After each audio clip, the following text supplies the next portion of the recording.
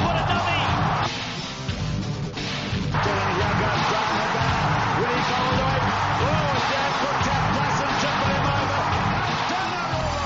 Welcome back to the Fantasy Rugby Draft podcast. Thanks for downloading and listening. I'm Bruce Wilkinson, and joining me again in the booth is the man primarily made of moth, Nathan Mossman. How are you, Serge? Well, did you say Serge? Yeah, I thought I'd slip that in. No, you haven't caught me out. Haven't caught you out? Okay. Pop quiz. How many people do you know named Serge? Can you name any people called Serge? Personally, none. But Serge Blanco. Sure. It's a good one. French fullback. Mm-hmm. There's actually, I don't know how you pronounce it, but there's like a Serge Knight who is a record producer for one of the Death Row Records or something. That's right. Now, is it Serge or is it Shug? I don't know, because I've only ever seen it written. I've never heard it said, and I was always too embarrassed to say it out loud. We're quite qualified, a couple of white folks, to talk about East Coast versus West Coast. Yeah, exactly. It's somehow involved in the Tupac shooting, allegedly. I don't want to say too much because somebody might drive past my place. I know, I could only rattle off three. Ibaka, Pricing, and the lead singer of Kasabian, but I have no idea what his last name is. Kasabian? Yeah. Kasabian. Yeah. I know. Who, incidentally, did you ever see him on Soccer AM do that flip-up volley and score the goal through the hoop? I didn't, no. It's impressive. Look up that on YouTube. Brought the house down. We're recording this on Sunday night, this time a little bit early, as Mossman's got to get his monthly spray tan in tomorrow night. We're going to review Gameweek 8 and then cross across to the free agent desk and have a look at some players that might be available on the waiver wire. And finally, we're going to check out the top managers for Gameweek 8. Firstly, a bit of an apology from our podcast editor. Last podcast didn't quite stitch together as he would have hoped. The jingles were a little bit out of sync. They went over the top of your sultry tones, Mossman. Some actually would say that's a bit of an improvement. Not me. Definitely not me. But some would say it's an improvement. Is the person still employed? On the books. He's on the books indeed. Second question. There's a lot of folks have asked about high scores in response to Sergeal Petersen's quite redonkulous 67 points, but I wanted to see if you can remember some of the top scorers. So first of all, Beauden Barrett actually had the record for 5 hours? He held the record of 56 points.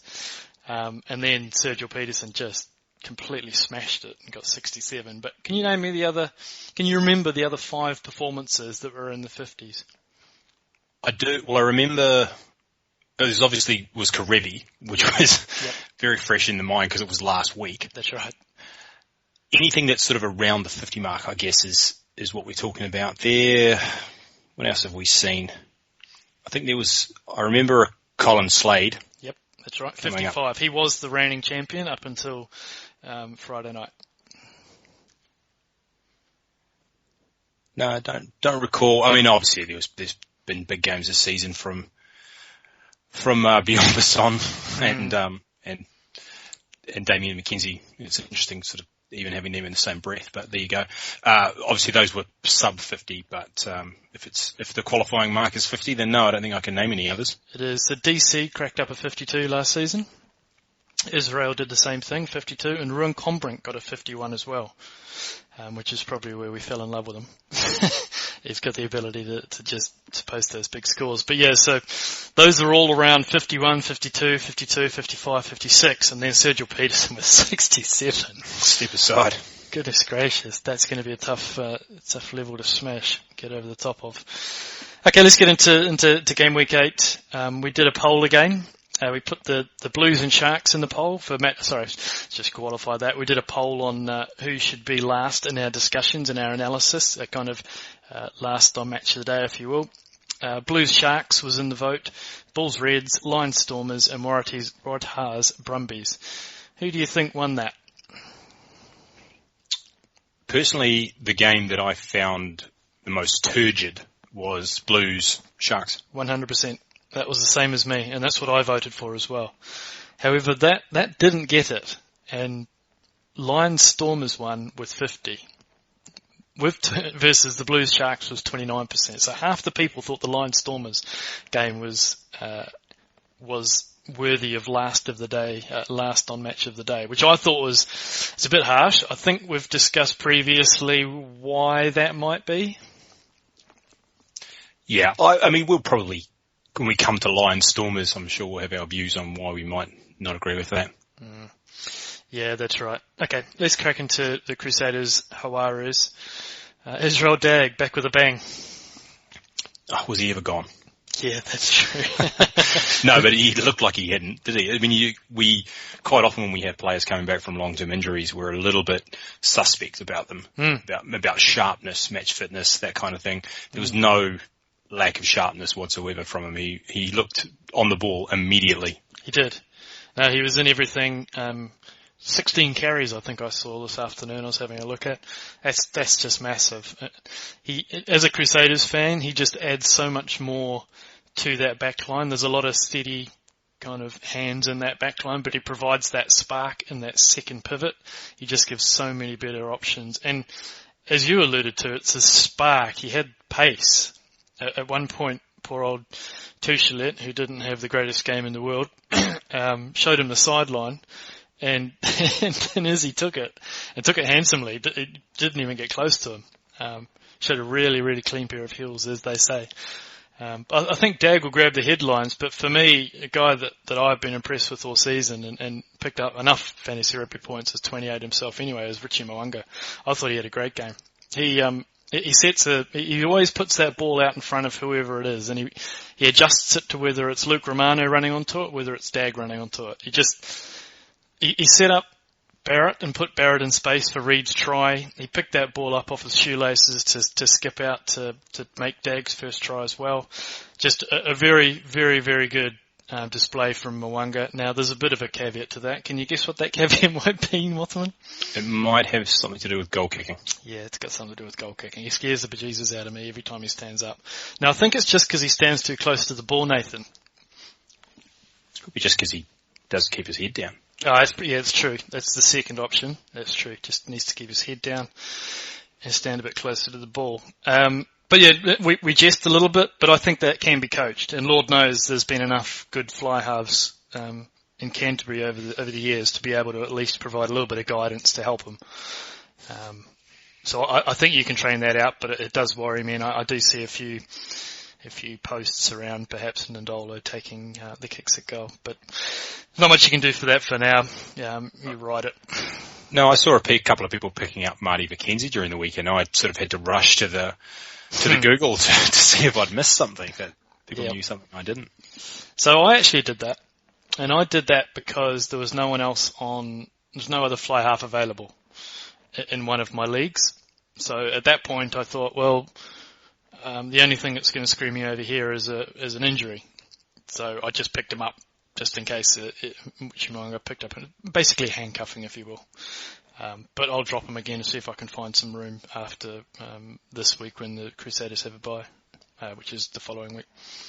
It's quite funny. You talked about Andy Ellis on Thursday and how he really needs a clean break to create tries and to get those points in fantasy rugby, and he got it.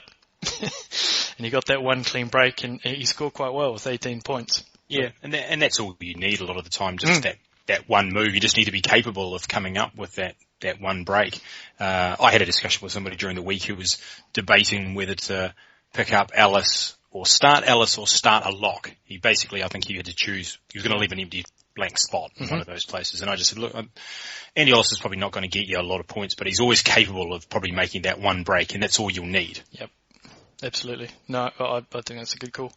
And it proved thus. Speaking of Andy Ellis, let's go into the court of arbitration. Where do you come down on his backyard fighting antics? I mean, a punch is a punch. And the fact that he sort of opened his hand towards the end of it might have been more the fact that he thought it wouldn't have been a good idea. I know. Exactly. The brain started fusing together, right? And he just thought about it. Yeah, but the fact is that what gets me, and I think we'll probably be on the same page here, is that if you have a certain level of offence that is for punching, and you try to punch somebody and miss, basically you've been saved by your own incompetence. It's different from, say, intent, which we sometimes talk about. Your intent is very clear. Yeah, that's right. Exactly. You just didn't get it right. I know. No, we absolutely park our cars in the garage, in the same garage for this aspect, and I almost think it's one step further that you should be punished for your incompetence of missing, so even more than if you hit. I don't know why.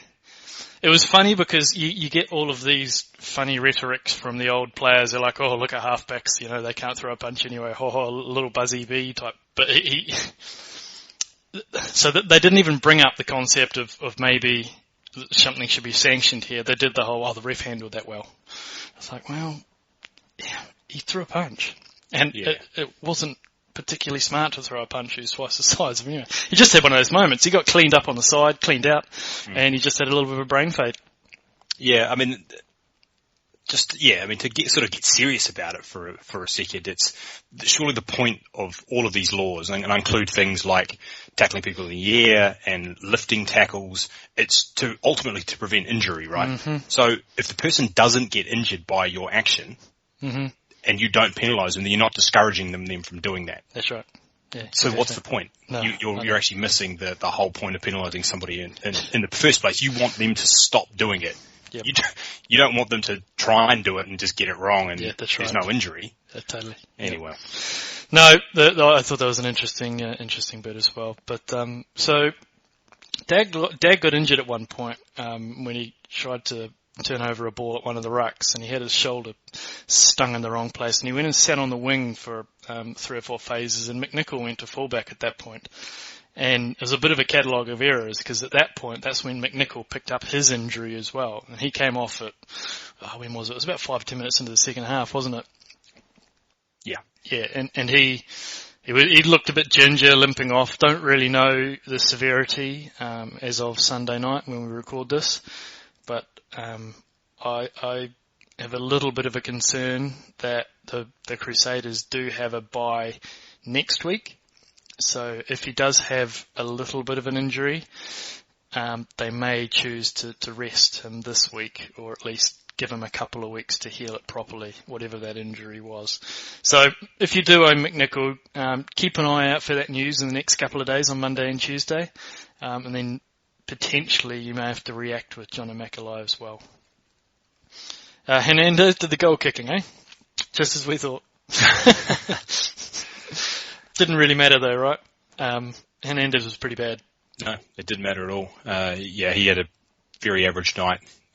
Did not look to be enjoying himself out there at all. What's the opposite of being a magician? He probably is more likely he's the lady that was sawed in half. Indeed.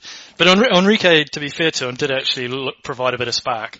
He looked like the one of the players that actually looked half decent in that. Like, Issa played very, very well, and so did Enrique, and the rest were pretty dire.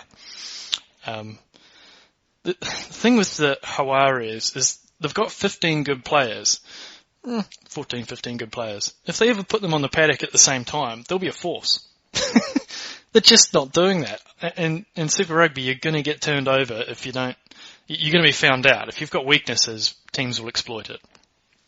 I just thought it was interesting that at one point during the commentary that they sort of made mention of the fact, it's hard to put together a team that have come from all these different places, these different provinces. Did you hear that? Them on Mendoza, Rosario, and try to meld them into a team. They have a team. It's called the Pumas. They've actually done that already. Yeah. It's pretty much the same guys, so that just doesn't wash with me. I can't tell you what's going wrong. I mean, you've obviously just suggested it's team selection, but it seems something more to that, because it's not just team selection. It's also perhaps attitude and tactics and all these other things that they're not doing right. They've either not adapted to the competition. I mean, it's difficult to say, isn't it? Well, to me, it all comes back to that team selection. They're trying to play the way that the Pumas played in the World Cup. That very attractive, in the way that the Pumas play now, that very ball in hand at our own peril, out the back, back passes, reverse passes, pop passes. They're all very risky type players. But when they're playing with the Pumas, everyone had the skill to pull it off, and everyone was on the same page. If you're deciding to rest half those guys, and you're plugging in a whole bunch of new guys that potentially haven't been around that setup, don't play that style, and are new to it, it's just going to look disjointed. Your attitude's going to go. You start losing the old football saying. You start losing the clubhouse, and it just doesn't breed success. And you can see that. And poor old Sonny Bill Creevy, who is a quality player, just a quality player. You can see he's busting a nut out there, and you can see it in the changing rooms, can't you? He's got them in a big circle, and he's just giving them a good rack up to try and tell them what they should do and to lift their game. And he does lead from the front. He's a very much follow me leader. I'm a big fan of him. Any more from this match? Not particularly. I guess it's just a case of, well, for me personally, I'm trying as much as I can to stay clear of a lot of these Jags players for the moment anyway. I think the front row obviously has some value. Landajo's not too bad. Cordero I actually quite like from what I've seen. He's just not getting the opportunities and he's got the injuries. Yep. The others, no. Yeah. No, that's right.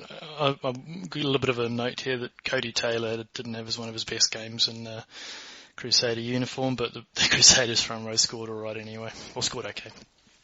Okay, Rebels Hurricanes over to the Sandpit in Melbourne. So at around about 6:30, I think it is, we got some news that Inman and Debrashini were injury doubts. And I hate to keep banging on because it sounds a bit self-serving, but we do put that out on Facebook and Twitter. So people could react, and a number of people did actually react, but as I said last time, it doesn't get to everyone. We would love for that information to get to all of the managers. So if they're not getting to you and you're finding you're not getting this last minute information, then make sure you turn on your notifications in both Twitter and in Facebook, because it's just, the Debrashini one is a bit of a tricky one because we didn't really know too much about the severity of the injury, and it looked like he probably would play, but we didn't really know how much that had an effect, and it obviously showed itself with Reece Hodge taking the kicks, and therefore Debrashini in a match that the Rebels didn't actually score many points anyway. He had a bit of a horror outing, and Inman obviously got pulled for Sefa Naivalu. What do you make of Reece Hodge and Jonah Placid? Not a Reece Hodge fan. I've probably said that before. For me, he just looks like a fairly stock standard kind of player. The goal kicking thing is nice, but if that's all he's doing, and he's probably, if you look at some of the performances against the better teams, you're almost in a position, well, I'm not playing Hodge against anybody in the upper echelons of the competition, basically, because I'm not depending on him to get shots at goal, and I don't think he's much chop outside of that. No, I tend to agree. It's a shame that you don't get assists when you pass to the opposition and they score, because he did that quite well to Barrett a couple of times. But yeah, there's a bit of flux in that team. It was good to see Flaccid back on, and I did it, didn't I? What have we got? Who had 17th of April? It's good to have Jonah Placid back on the pitch. And Shipley actually got injured in this game, so I think that may give a stay of execution for Hodge. What probably will happen is Sefa, once Inman is fit, Sefa will move out to the wing and Placid will go to fullback, and then English will fight out the other wing. And I don't think there's going to be a place for Hodge. So I guess as Jack Nicholson in The Departed says, act accordingly. You should have done it in the accent. Apparently you've got an awesome Jack Nicholson accent. I do not, and I won't rise to it. Inman scratch, so Naivalu, he looked sparky. I thought there was a couple of chances that if he was 2 weeks in, he probably would have taken. But he looked good, scored a lot of points. Yep. Considering that, he probably left a few points out there. It wasn't I guess we've had a couple of situations where players have come back or have sort of disappointed and we've kind of been waiting for them to kick in. There was enough there where you're not got any concerns about sticking them in straight away. No, absolutely. And I know a few managers actually started him based on that Inman news. Corey Jane did pretty much nothing but scored 22 points. Yeah, and you can do that, I guess, when you're in a good team. But if you're looking for, well, we've talked about it, and we'll come to Mr. Petersen at some point again, but it's a phrase you've used a few times, which I quite like, being able to make your own shot. And I don't feel like Corey Jane's doing that anymore. No. And I still, yeah, and obviously there'll be people who will just point to the 22 points and say, what are you talking about? You know, Corey Jane's awesome. He's just going to get what is there in the sense that there was a good break and he ran a good line and got on the end of that, and that's great. And that will happen sometimes. But if you're looking for someone who can make something out of nothing, that's where I think he's not that player anymore. Yeah, that's right. I agree too. I was a bit strip clubby when I saw he had 22 points because I can only really remember 2 runs. Yeah. And quite how they calculated that. I guess he ran from the 25, so it's 30 metres or something. So, I mean, let's face it, he didn't do or play a hell of a lot better than he did the week before, where he scored, what was it, 0.3 or something. Yeah, that's right. Yeah. Absolutely. Jason Woodward going back playing against his old club seemed to work out all right. That's a pretty good score for your third outside back. Yeah, definitely. In fact, that whole thing about playing against your old team, he looked greedier than he would at other times. He ran some situations where I think he wouldn't normally have done so. Yeah. I think there was definitely something to that. Yeah, no, I agree. What do you, so we've seen a week now of Matt Proctor and Vince Martin. What do you think? I think holla. Can't come back fast enough. I think so, right? I mean, we gave Proctor a little bit of slack the first game and game and a half that he's coming back. You know, not quite up to match speed, but in a game where let's be honest, the Hurricanes dominated pretty successfully.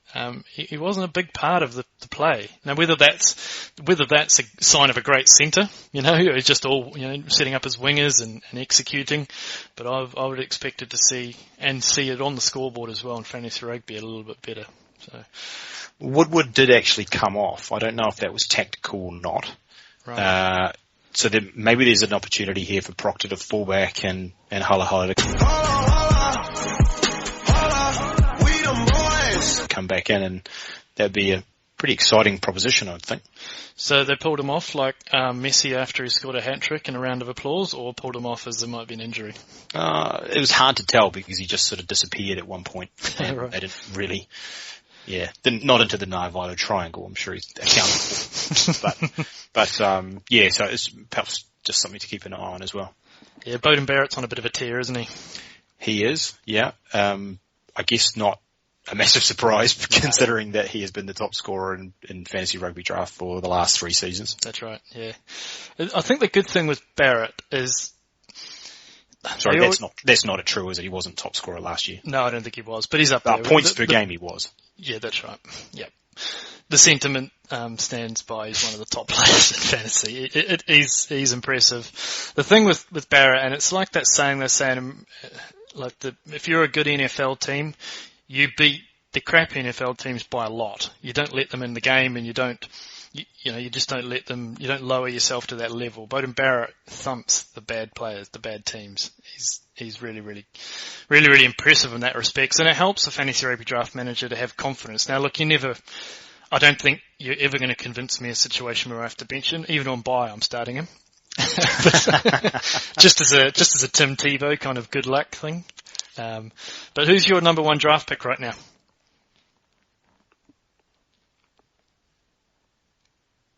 God, it's a tough one. When we've talked I know about it's killing you to say Beauden Barrett. The names we've talked about previously, like we've talked about Damien McKenzie as whether he's deserving of that position. Izzy Folau, obviously, is a name that's mentioned a lot. Mm-hmm. I think so. Let me just frame that a little bit better. So, not if we started the season. I'm talking about right now. So, knowing that Cruden is going to take the kicks this week, knowing that Mackenzie is still an absolute stud, but he's probably going to come back to the pack a little bit.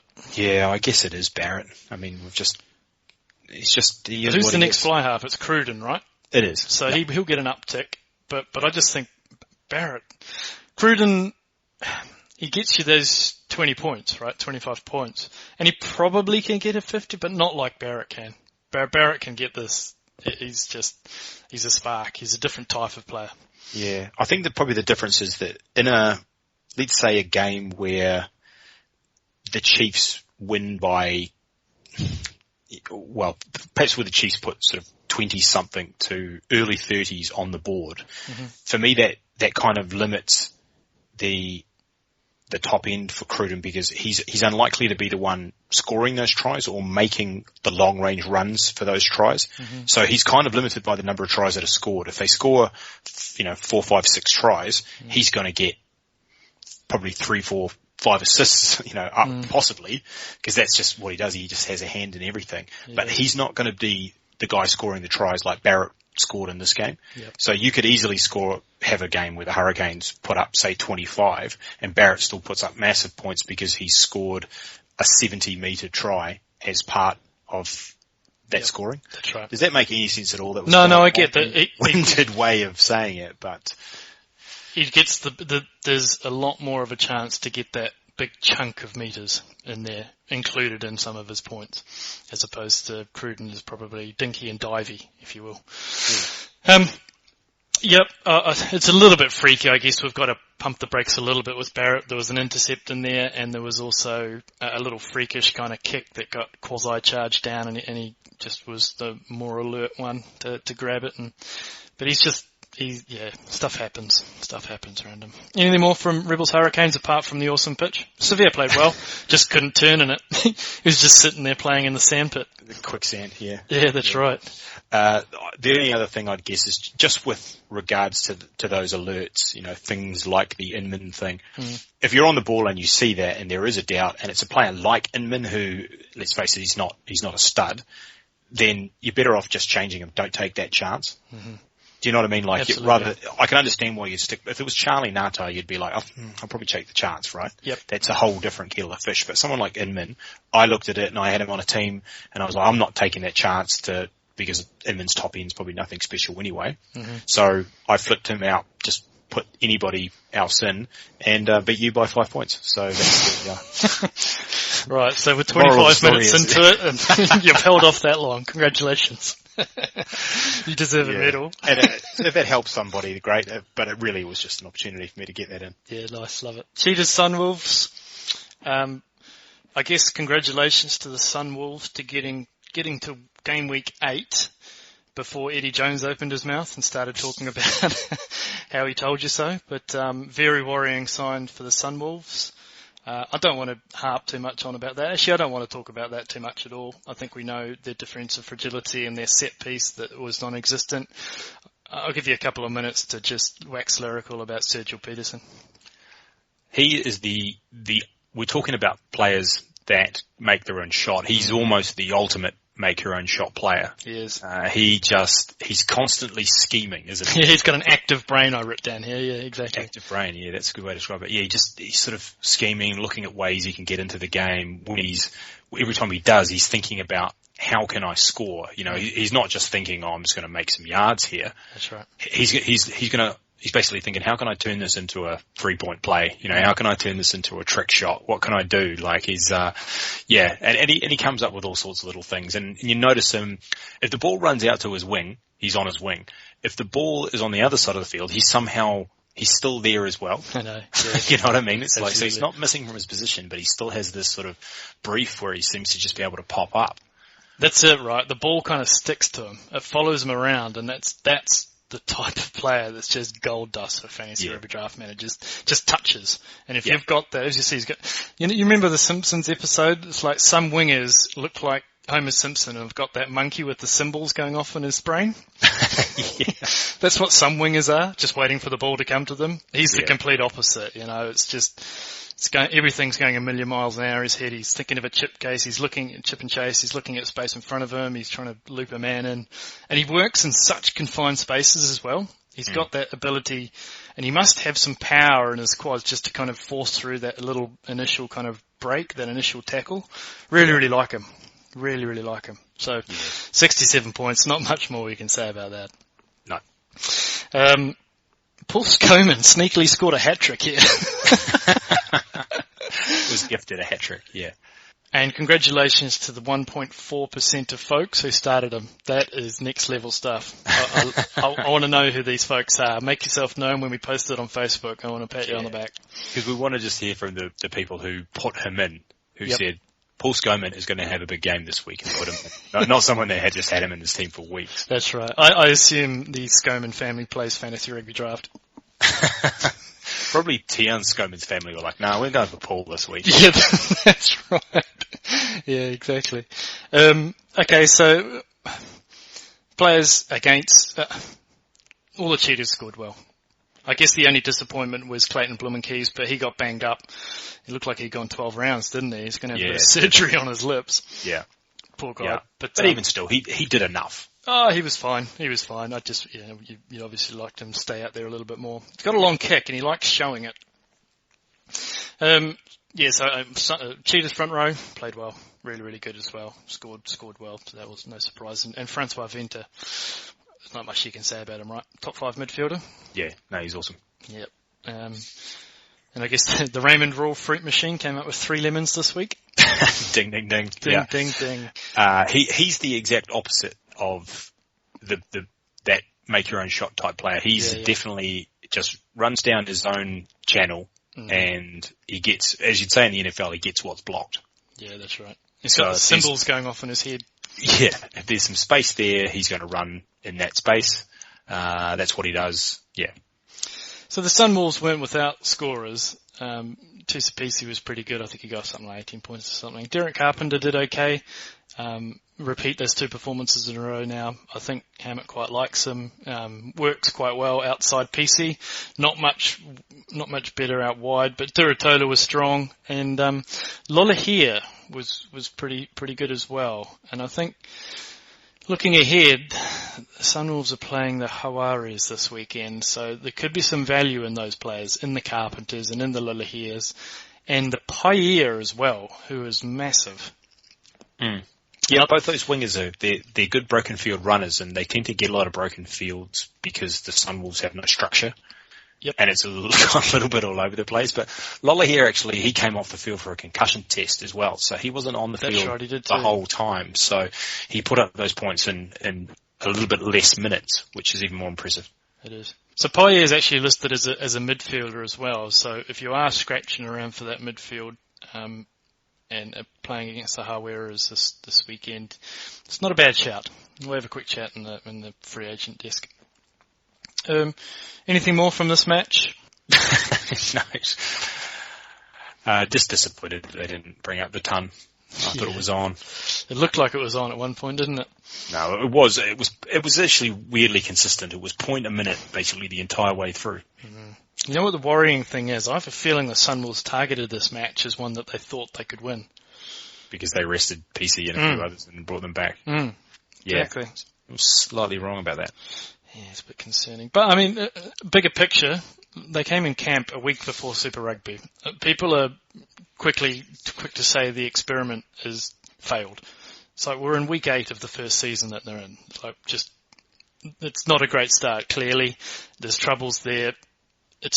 The Crusaders were last in their first season of Super Rugby as well. Let's just pump the brakes a little bit on the hyperbole of the experiments failed. I think it'll do wonders for Wapan and the rugby in that area. It's just going to take a bit of time. And I do feel a little bit sorry for Mark Hammett and the guys up there. I mean, speaking of the Crusaders, they got humped by 60 odd points in that first season as well. I think away in South Africa, I recall a result like that. I don't recall that at all. My therapist got that out plenty of times on the chaise long. Blues Sharks. So this is a game that I thought probably should be last on Match of the Day. It was pretty dreary, wasn't it? It lacked structure. It lacked any kind of urgency. It sparked to life on rare occasions, but in between times, it was just not a lot happened. Individual brilliance, right? It's ultimately what won the day. Uncle Rico came to the party and lit it up. Great try that he made, but he also made a couple of breaks as well. But he targeted the right people to go outside of. He saw Tanduera out wide, and he went between the hooker as well, and then just gassed at the end. And you're not going to get close to him at that point. But yeah, look, he looks strong. A bit of a worry though that Ioanis are not. I hear repeated discussions about them going away to the sevens, in inverted commas, very soon. I haven't seen an exact date. Have you seen a date yet, Mossman?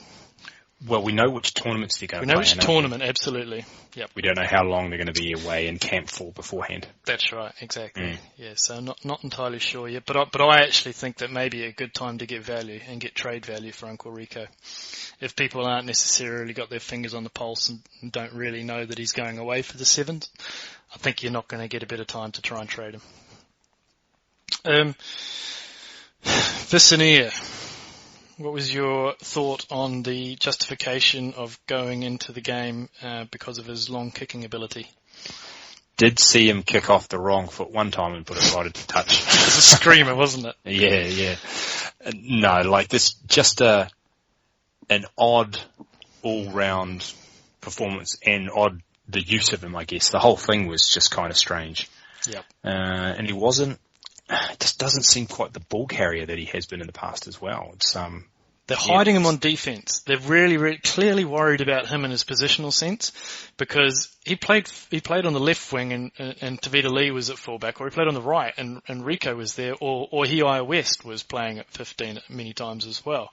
They were trying to hide him. It was really, really strange. And on defense, where you need that high taking ability, and you need that, I've got my inverted commas out again, you got that long boot.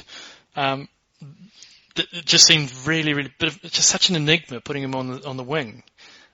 You're right, that one that he sliced off his boot, and I only remember kicking him one other time, so I actually went and looked at the stats to justify Tana's long kicking selection policy, and he kicked twice. 2 times. It's madness, Mossman. For a guy to take Milani Nanai out and that be the justification, and then play him like they did, strange. Don't know what's going on there. Big injury that came out literally 2 minutes before we started recording the podcast is Rene Ranger out for the season, ACL. So that's tragic news for the Ranger and terrible news for those who own Rene Ranger. What the fantasy gods take away, they giveth with the other hand with Moala. So he gets a little bit of a reprieve, and quite possibly he might be in a better situation at 13. What do you make of that, outside Piers Francis? Yeah, possibly. So you said he was going to start next week. You're the Oracle. Good call. Great call. I don't think the Ranger family will thank you, but yeah, good call. No. Yeah. Oh, no, look, it's terrible news for him. He was just rounding into some form as well, and he looked like... Every time he popped up and you put your head up watching that game, he had the ball and he was carrying it in a pretty dangerous scenario. Tough on him. I do wonder how much this game, the emotion of the Curtis Hobe thing, who died during the week, the young guy who was in the Blues a few years back. I think a lot of those folks are pretty close to him, and it sounded as though they... it did take its toll. I wasn't too sure if that would have an effect at all. And it always, I don't know. I guess it's a thing, and it seemed to take a hold a little bit as well. Akira Ioane got his customary 30 minutes. Yeah, and he always does something with it. He does, doesn't he? It just continues to be a frustration, I guess. Yeah, it does. The one thing Paul Jordan is not short of is pace, especially when he's put in a gap. Lovely finish. Not too many other bright sparks for the Sharks, I guess. They disrupt well. They try to do everything by sheer force, don't they? And then they're relying on someone like Willie LaRue to provide the spark. It's just not quite working at the moment. But yeah, they were in this game. They were in this game for a long, long time. And as I say, it was just Uncle Rico and his individual brilliance that broke it. Anything more from this game for you? Just my sources tell me that within the Blues camp there is a bit of friction there. Apparently, so Tana is not keen on having somebody who has a surname that's the same as a street in Wanganui on his team, and so Billy Guyton is causing some issues within the squad. Obviously, it stands to reason. No one wants to have somebody with his names named after a street in Wanganui, so I can understand that. But is it Whanganui or Wanganui nowadays? Well, another bone of contention, and it's once again just these are the things that divide squads, and that might be a different podcast for a different day. Yeah, exactly. But just something to keep an eye on, that situation. I mean, there's obviously things he could do. Maybe Wanganui would change the street name and Billy would be okay. That's an option. All things that we don't know how it's going to pan out, but just something to look into. And the Blues would be winning games. Yeah, it's all a knock-on effect. Dominoes. Yep. Did you like the irony, the rich irony of me telling you to pronounce something? Waratahs Brumbies. So you and I watched this together, and when we initially watched the Izzy Folau, was he knocked out in the first 45 seconds or not? I don't know if we saw a decent replay of it, but I've seen it now. Have you seen another replay? I haven't, no. Yeah, he was knocked out. Right, okay. He was dead set knocked out, and there shouldn't have been any question why he's on the field. He didn't make any voluntary arm movements or flinches after he did. He was done. He was cooked. And those little guys behind the screen must have been looking at the NRL bunker. Or maybe they were just watching Friends or something, I'm not too sure. Yeah. Or maybe it was that monkey with the cymbals clapping them in Homer's head. Who really knows? But there was enough people there and enough doctors and enough screens replaying that to them that he should not have been allowed on the pitch. And that's very, very worrying. But from a rugby fantasy rugby perspective, Joe Tamani, beastly. Yeah. We commented right at the beginning of the season the fact that he looks like he's kind of slimmed down, which is kind of odd because then subsequent to that we've had the Joe 90 discussion and established that he's actually 100. But maybe it was more Joe 90 because he just looks just slicker, quick, faster. He just looks more electric, I guess.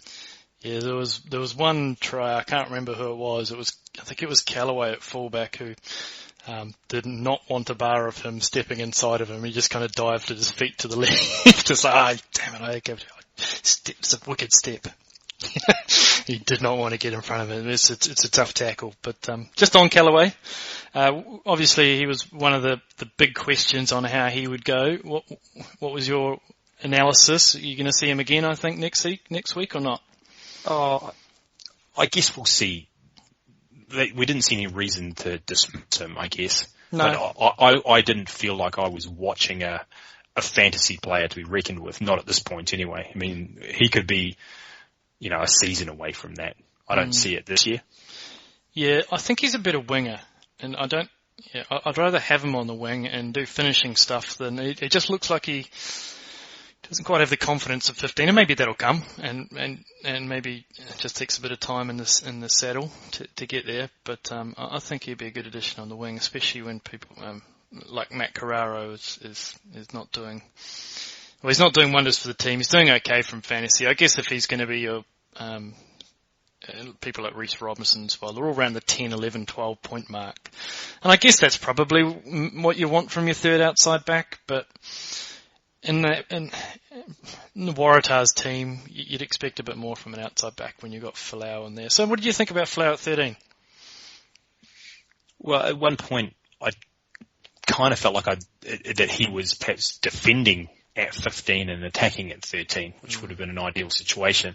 Didn't really pan out, but he was kind of in a few different positions. It still doesn't bother me.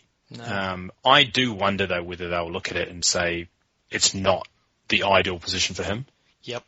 And if he's your main man, surely when you're building your back line, you're kind of thinking, well, what's his best position? And then we'll find other guys that will fit in around there. Yeah, that's right. I agree. I mean, let's face it, whatever Daryl Gibson's doing is not working.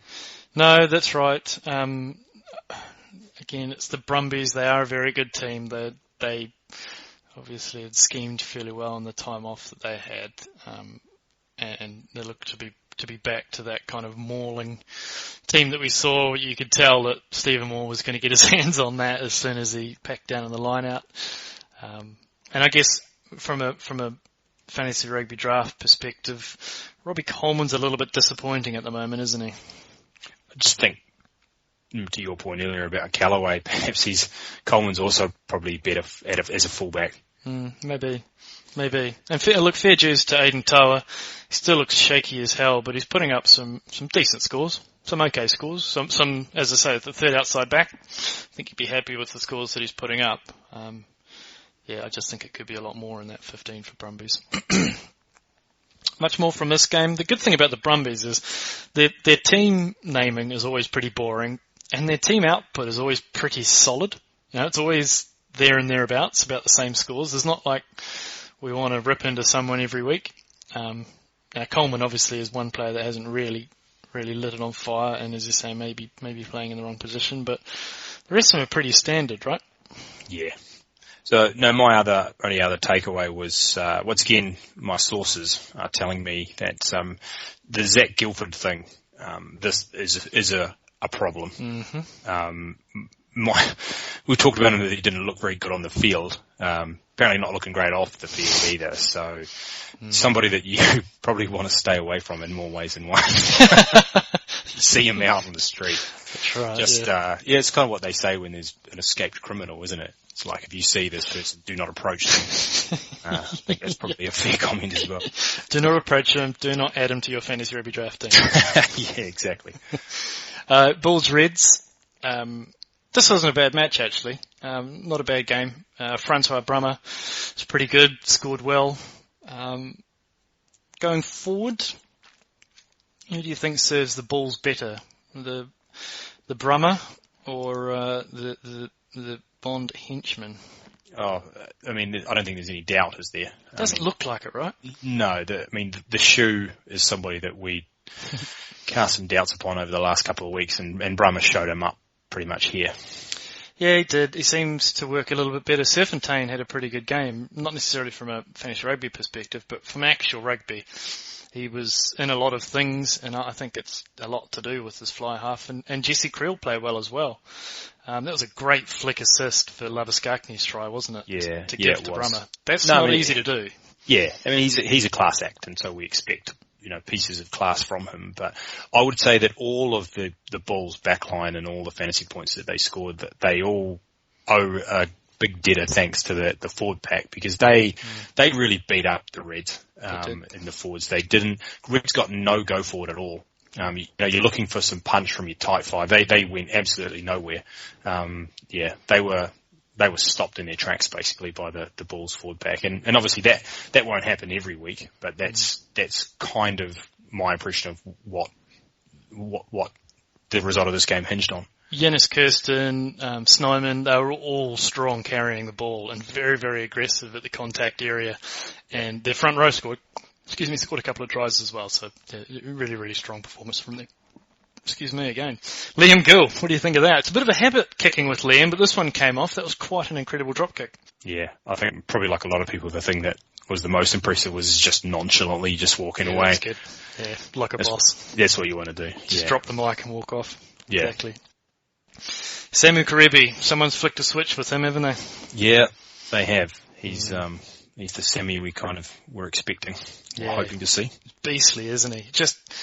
When he puts the hammer down and goes straight ahead, people just start. Yeah, but he's just a lot more involved and sort of seems to be playing with a smile on his face, kind of thing. He's making the game look easy.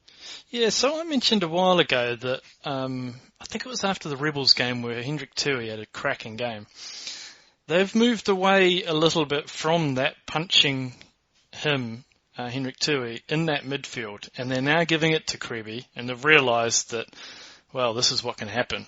And then he gets more involved, he gets his hand on the ball, and he just looks so much more motivated to be out there.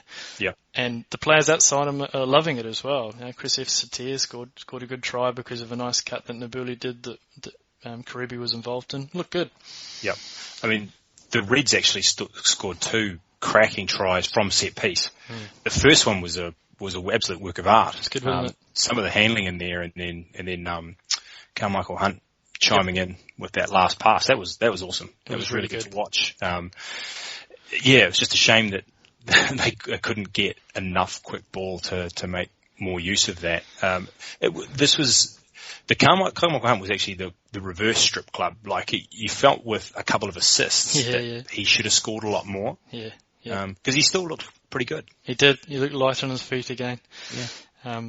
So the Reds were were into this game quite late on in the piece, right up until Travis Ismail's try, and he took it really, really well. Just the pass put him just a little bit on the outside, and he didn't need a second opportunity. Didn't need to ask him twice. He just put the hammer down, and he was gone. I like Travis. He's a good player. Really, really good player. And if we put Yalengo on the other side with Travis, and whether it's SP Murray or whether it's Jesse Creel, that's a good back three. And then if you've got Warwick Hallant coming back as well, forget about it. That's a really promising team. What about Basong? Actually, screw that. Let's not talk about Beyond Basong. Let's talk about SP Murray. Decent game again? Yep, decent again. Yep. But like I said, the whole backline I felt just got this kind of off the back of that front foot ball and the weighted position, and none of them really, I mean, other than Jesse Creel because we expected of him, I didn't think any of the others, they didn't do a lot for their points. Yep. And that's not a criticism of them as players, it's just that was the way that this game seemed to go for me. Mm-hmm. No, that's fair. Alright, let's move on to the match of the day game, surprisingly. Now, why do you think it is that it's match of the day? Why do you think folks thought that this match was considered or should be considered last in our analysis? I think it's what we've seen in the past is that games that have players that let fantasy managers down. I think it is, right? Yeah, so there'll be a few ZAS owners, I'd imagine, who voted for this. Yep. There's one sitting in this podcast studio. Yeah. Yeah, absolutely. But look, they're right. It wasn't a particularly free-flowing, massively exciting game from a tossing the ball around, millions of tries game, but it was just the high intensity. Every breakdown was just smashing each other to pieces. This is a great win for the Lions. This sets them up to say they've had some really tough, the last 2 weeks have been tough, and they've done it in ways that we're not associated to Lion-esque type rugby. They ground this out. And the Stormers do that to you. They're a really, really strong team, and this bodes very well for Lions going into the playoffs. Fantasy rugby, it really came down to the battle of the fly halves, didn't it? It was exceptional goal-kicking performance from both of them. So Jean-Luc Duplessis and Anton Yanchte's top scorers around that 20-point mark, and mostly to do with penalty kicks. But the other player that actually scored well was Courtnall Skosan coming out of the woodwork. So 2 weeks of -1 and 2.4, and then he pops up in the first kind of 5 minutes. It was funny actually. I was chatting to Justin Credibles on Friday or Thursday, and we were talking about the various options for the next couple of weeks. And Skosan's got the Kings, and the Lions have got the Kings this week. And so he was kind of looking 1 week ahead. And I was like, do you really want to live with Skosan for?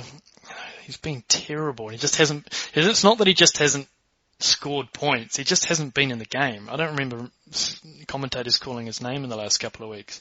And sure enough, the first 5 minutes of this game, after I'd advised him it may not be the best opportunity, he had like 10 touches in the first 5. I was like, yep, that's how fantasy works.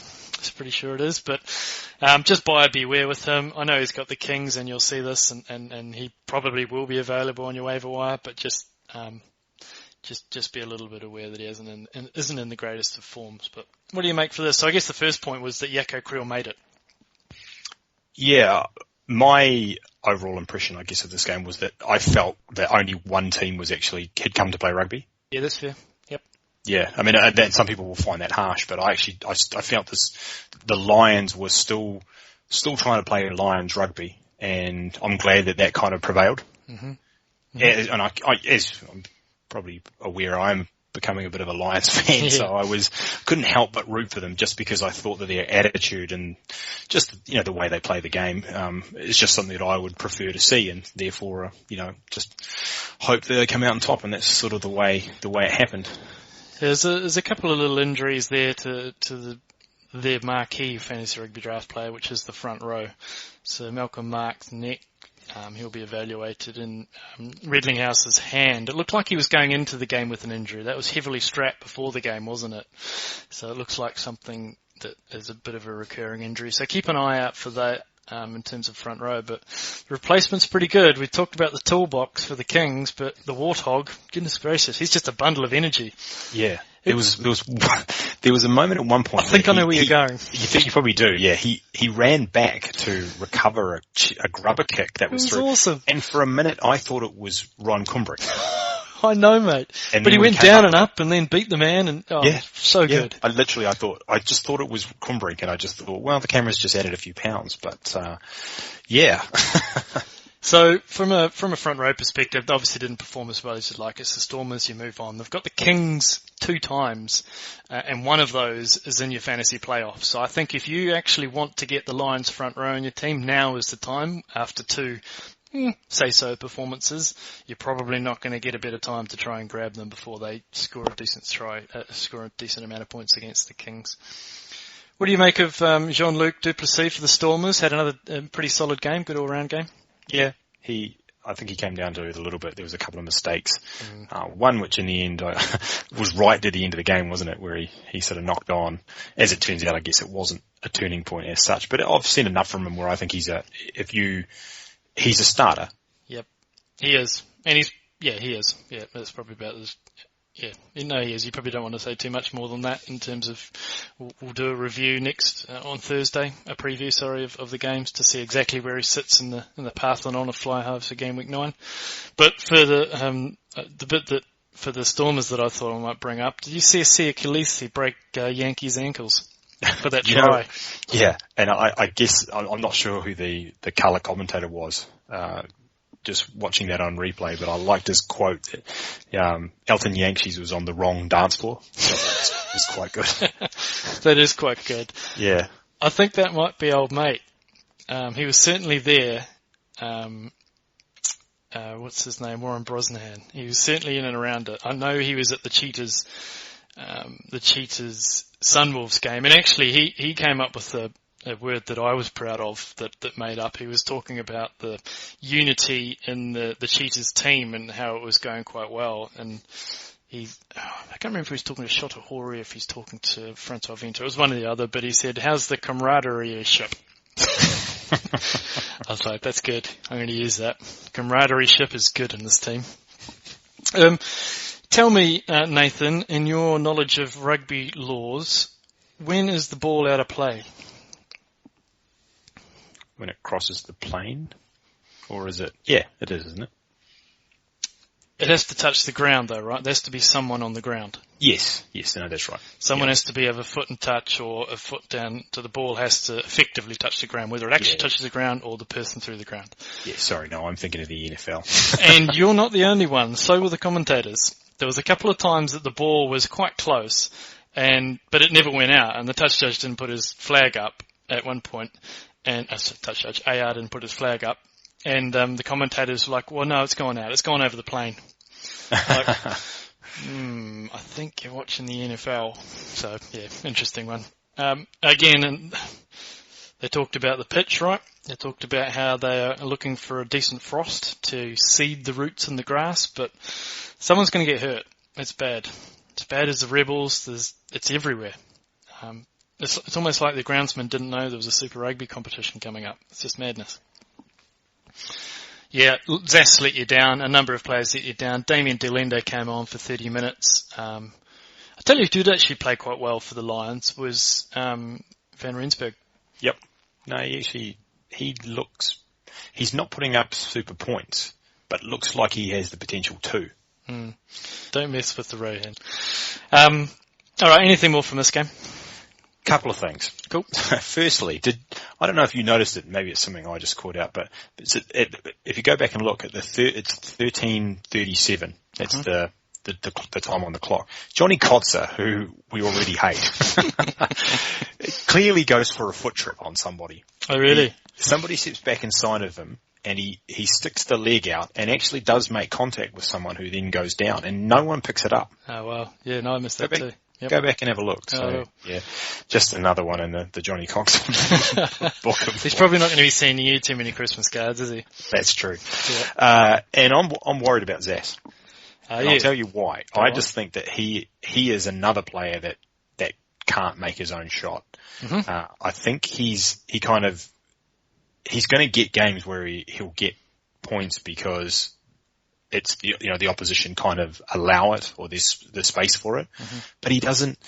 There's a couple of things. One, he never really comes off his wing to get involved. Mm-hmm. And the other thing I've noticed is that I think maybe it's because he's a converted midfielder, I don't know, but he doesn't seem very confident with his kicking. And so what happens is when the ball comes from a kick and is retrieved possibly by him, because he doesn't have that option of a kicking game, he looks for somebody else. Mm-hmm. And the other person, like Duplessis or Colby, will be the one who will weigh up the option and decide whether they want to kick or pass. It's almost like with him, because he doesn't have the kick option, he's like, well, I can't make that decision, I'll let somebody else make it. Yep. I mean, I can't recall him carrying back from kicks, even though he's quite often in that position. No, that's fair. I noticed that as well. Doesn't get involved a hell of a lot either. He kind of sits out there, and it looks like he's just trying to work himself into a little bit of confidence as well, getting used to the system. But I share your worries. That has to be balanced out with Damien Delende coming back and Johnny Kotzer coming out of the team. And I suspect they will get him more ball, and they'll be able to, both wingers actually, with Cobus Van Wyk as well, we'll see a little bit more.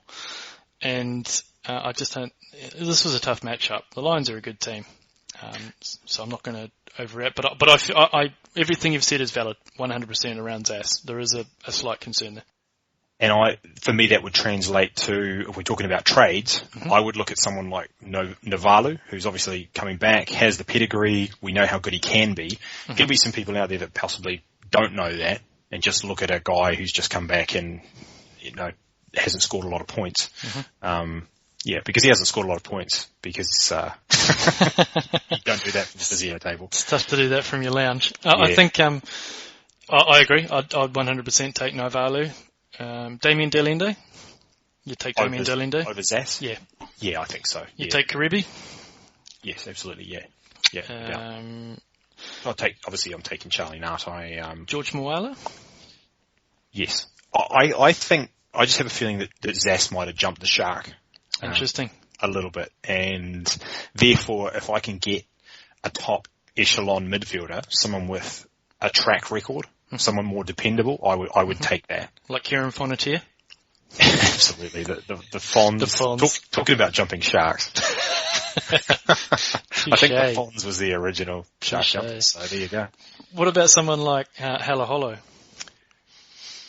Personally, I would do that. I can understand why people wouldn't want to. Yeah. But I think there's a lot of layers in that one. That's a difficult one. It's a tricky one, yeah, because the team selection is going to be an issue. If we were looking at it and just saying we could guarantee that Halaholo was a first choice player, no doubt for me, I'd go Halaholo.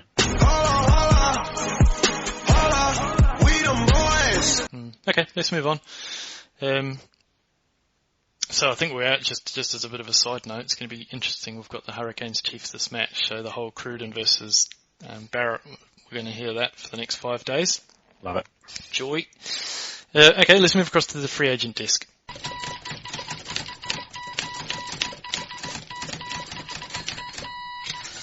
First guy that springs to mind, Mossman, is Jonah Placid. I suspect he's probably been dropped. He's still got a pretty high ownership percentage, but I put him on this list because I thought it's worth checking to see if anyone, because there wasn't any news for a long time, and there wasn't any news until he was named on the bench when Inman was pulled out. And that's how much news there was. So there was none. So I think a lot of folks might have knee-jerked and cut him. So just check to see if he's on your waiver wire. Is there anyone else during the week that you would think would be a good run? It's not even someone that played this week, but I would wonder if Tony Pulu might turn up on a few waiver wires, and I think he's probably someone that's worth looking at. I think a few folks might have dropped a lot of Jaguars or Hawares, sorry, and they're playing the Sunwolves this week. Now they are they are away from home. Sunwolves are home, but I mean it's just really, really hard for us to recommend anyone from the Hawares to pick up on a Tuesday because we just don't know if they're going to get named in the team. That's right. Yeah. The only, as you alluded to, the only one you're actually confident in is the Hawares front row because you know they're probably going to play. It would be concerning if there was no front row. Well, like the Sunwolves. Yeah. They've chosen not to play with one. That's true. Yeah. Another couple of players would be like Lolohea and Carpenter. We mentioned it before. Don't go crazy over them, but if you're really scratching around and you do believe in matchups and you do want to see 97 points scored, 96 points scored, and you want to be part of that, then potentially Lolohea and Carpenter are going to be flip side of that, where it's going to be an open game. So let's see. Is there anyone else that you wanted to look at? Johan van Rensburg. He's probably lowly owned as well, and they're playing the Kings this week. So most of the Lions players are fairly well owned. When you look at perhaps the only loose forward is Tecklenburg that isn't owned. But again, I'm not sure you want to go busting a nut to try and get him just on that performance against the Kings. But if you look at, say, Yako Creeley's highly owned, and W Squared's owned, and so is the Lions front row. Yeah, I think that the other thing just to keep note of is obviously the teams that have been on bye. Some of those players will have been dropped. I was looking at the Highlanders because they're playing against the Sharks as well. Yeah, right. So we don't at this point, obviously we have no team news. We have no news of Nadolo and whether he's emerged from the Naivalu triangle, but Matt Fadders will be someone that's probably out there on a few waiver wires. And the whole way, sorry. Yeah, go around. Sorry. Might not be a bad speculative. Yep, no, that's not a bad shout. I was looking at the loose forwards as well. I'm sure folks would have tried to get rid of some of your Elliot Dixon type players and not carried that extra loose forward on the bench. So just see if there's a Squire or a Dixon anywhere there as well, because they'll go well. Definitely. Okay, anything more from this from the free agents? No, I don't think so. Yeah, just keep an eye out for the Lions are playing the Kings this week and the Hawaii is playing the Sunwolves. If you want to buy into each of those matchups, then just check your waiver wire for those folks and see if there's any that you can pick up. We really appreciate the reviews that are coming in. It's great. If you've got time to add a few more to iTunes, that would be great as well. It's funny you notice looking at a bit of a trend because peeling back the curtain a little bit with iTunes, they don't have a consolidated reviews for all countries, so you've got to log into each different country, and our social media guy goes in and has a look at each of the various ones, and there's a lot of UK reviews in there, and we're actually starred in the UK, and that I believe, and he believes as well, is mainly because a lot of folks went to the UK roughly when Apple was starting out and iTunes was starting out, and that was their country on their account. And that's where the review comes in. So there's not many New Zealand ones. I think there's one we've got there, even though I know there's a lot of folks who listen in New Zealand. And that's mainly because they've put it under the UK one. So it's really, really, it's just an interesting little vagary. And obviously it's much more difficult to rank in a UK podcast because you've got up against all the BBC podcasts around football. So just a little note. Again, be great if you could spend some time, just jump on, even if it's just to tell us how badly we pronounce names and how well Mussman looks with a spray tan. Bits and pieces like that. We usually get every month, we'll do a bit of a roundup of some of the best reviews we've got. We've got a few in the holster actually that we need to read out on there. It's pretty funny, but yep, that's how we'll eventually make our cash, getting that, spreading that web wide, and also helps you guys out as well. So it we get more information, we get all the team news. You've heard me say all this before. It's the unfancied part of podcasting. Right, Mossman, anything more from you, mate? I think that seeing that we are just past the halfway point in the season, that one of the things I think we'll look to do possibly for the next podcast is to cast our eye ahead, I guess, to the remainder of the season, perhaps look at the fixtures, look at players that we think perhaps have underperformed that have a chance to improve, and perhaps the reverse of that too. And so that could possibly help you influence a few trades. Yeah, when it starts coming close to that playoff scenario, yeah, it's you start need to looking forward for the fixtures and who you've got on your team in that crunch time. That's a good. Yeah, because I do think we're at a point now where perhaps the waiver wire, there's not a lot out there that's going to help you win. That's right. So you need to start thinking about alternative things rather than just picking up random people and sticking them in and chipping a couple of points in a week. Yeah, that's right. As Mossman is off at his day spa today, we'll have to insert this little bit. Kind of like you insert the high school photo where someone was a little bit sick or absent, and you insert in the bottom right corner. Well, think of this as that, just inserting the top scores, managers and leagues. So let's crack off at the top. Kezo Bata takes top spot with 253.8 points. Congratulations, that's a mammoth score. I think Mossman and I both thought after Friday night that potentially the high score of all time, 268, could be under threat after three big performances from Dagg, Barrett and Sergeal Petersen, but it turns out that didn't quite get over the line. So Mr. 268, you know who you are. I believe that's now your name by deed poll. Congratulations.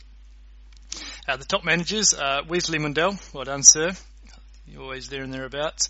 Andre Heineke, number 2, Ed Pye, number 3, Franco Duplessis, number 4, and Justin Vermeulen, number 5. Congratulations gents, very, very impressive.